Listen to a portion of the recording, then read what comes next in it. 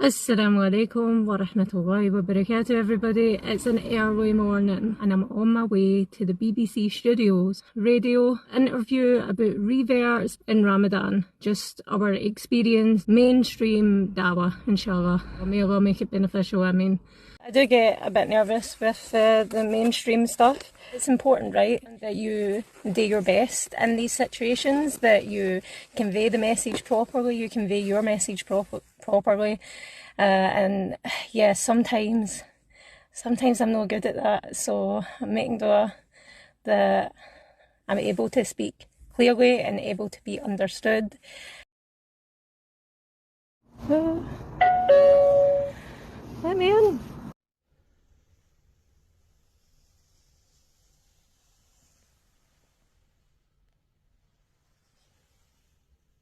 Now, a current series looking into a variety of religious stories continues this week on BBC One, focusing this time on 23-year-old Muslim convert Shedza as she begins her search for marriage. There are unique challenges and joys in being a Muslim revert, someone who's converted to Islam. Following the beginning of Ramadan this week, I'm joined by two people who came to Islam as adults: Aisha Murray, a regular contributor to BBC Scotland's The Social, and teacher, storyteller Dawood Duncan. Ramadan Mubarak to you both. Khair Mubarak to yourself. Ramadan Mubarak. Lovely to have you with us. Now, we'll get to Ramadan shortly, but first I'd just like to hear a bit more about you both. Aisha, in particular, I'd love to hear about you and your name. Did you choose a Muslim name when you reverted to Islam? My mother's name is Aisha, but our original name was Gloria. When she reverted, she changed her name to Aisha. So your mum's a revert, that's so cute. She is, yes. And so was this a name you chose, or was it something you... It was a name I chose, yeah. No, alhamdulillah, it was a name that was very similar to my original name, and I gave my mum an option of three, and that's the one that, we chose together.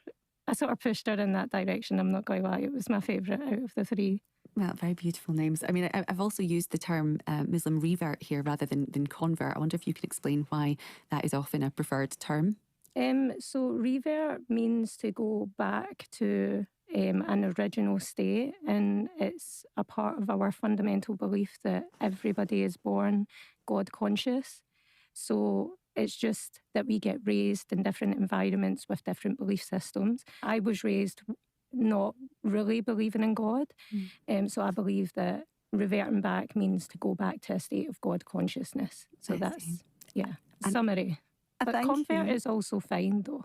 Yes, so there's no negative connotations connected to that. It's just simply a preferred. Aisha, what was then your road to finding Islam?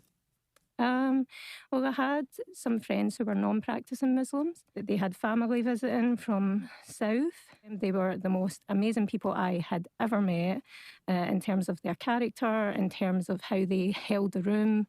It was a really unique experience. I was very aware that they were different, if that makes sense. Me and the Scottish friend decided not to go out that night and enjoy these people's company, and it opened a line of communication for us to ask a lot of questions, which we did. We were there for about 5 hours asking different stereotypical questions, sort of holding them to account about women's rights and all this stuff, and the answers we just got back were absolutely stunning, and not from them or their opinions, but from the Quran and the authentic sources, and that just blew my mind. Wow, okay. And Dawood, thank you for your patience. How did you come to find yourself a Muslim? How were you drawn to the religion? Well, I came to the religion through hip hop.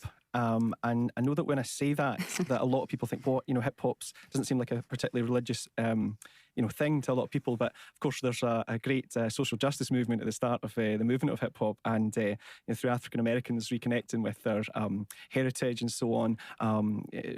Getting rid of identities that were forced on them. Best example maybe would be through Malcolm X, who's a big figure in Muslim history and also in hip hop history, I would say. Through working in hip hop and meeting religious people, I was actually an atheist, and first of all, kind of like I used to think it was quite strange that someone could be intelligent and believe in God, and I feel quite embarrassed saying that. But that's kind of things I had when I was growing up. Slowly but surely, just started to see the kind of the wisdom, and then when I started engaging with the Quran and the kind of like miraculous nature of it, and really, to be honest, the sincere nature of Muslims. I think that's the biggest thing is the kind of real focus on sincerity and honesty of what you do believe, what you don't believe, and through a big journey of philosophy and theology and so on. It took a few years. I was really happy to become Muslim, and that's what I did in 2006. So you were inspired by key figures and also by music at the time. You've had a lot to learn about. So what were the things that helped you with that? How did you learn about the religion? Well, I'd have to say, at the moment, as I'm sure so many of your listeners know, it's Ramadan, the month where we fast. And, people at work will say, how long do you fast? And you say, well, I'm going to fast for a month.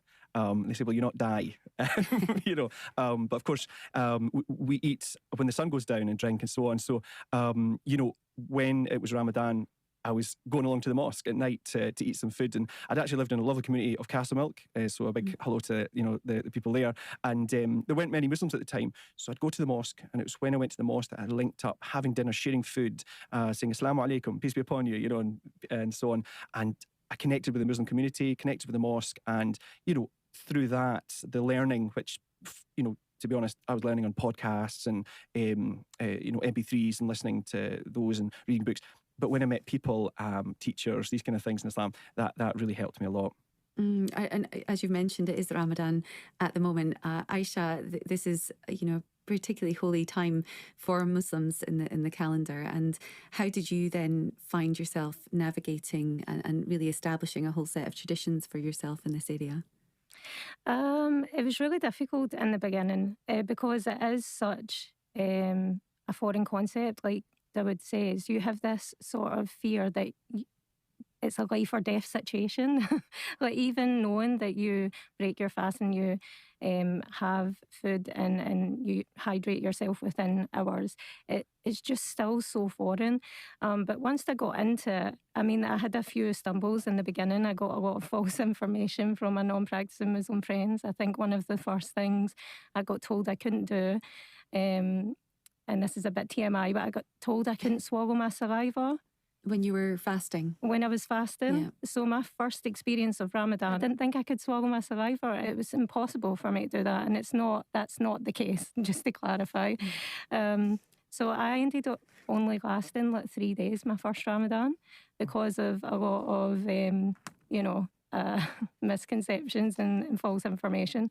But once I started gaining Muslim friends who were practicing, it became so much easier. Even in the Quran, this is what it says, like Allah doesn't tell us to fast to make it difficult for us. If we're ill, there's so many exemptions. It's there for goodness. It's there for beneficial mental, spiritual and physical health, And very quickly, would you give, what would your advice be then for people who are looking for, that community during Ramadan, particularly if they're reverts or they don't have family nearby? So how would they establish a bit of community or support from other Muslims? Well, the first thing I would say is, go to the mosque, when it's iftar time to break the fast, go along there and meet people and don't be shy. We say Assalamu alaikum, peace be upon you, and everyone has to say, wa alaikum salam, and upon you peace. And these are good manners. They're great for connecting. But the other thing I would say is get involved with the community. Great. Well, thank you to Aisha Murray and Dawood Duncan. And the latest episode of the BBC series Love, Faith and Me features Muslim revert Shedza.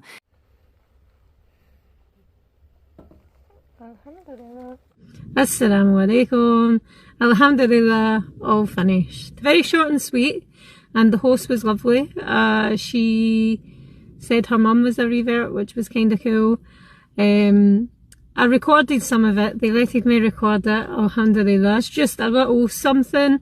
I think what's important that because it's on radio, because of mainstream ears are hearing it, that's what's important to me, because there's so many stereotypes, so many misconceptions about Islam and Muslim, and I just want to be a part of smashing that. I want to be a part of conveying the message, inshallah. So we'll see.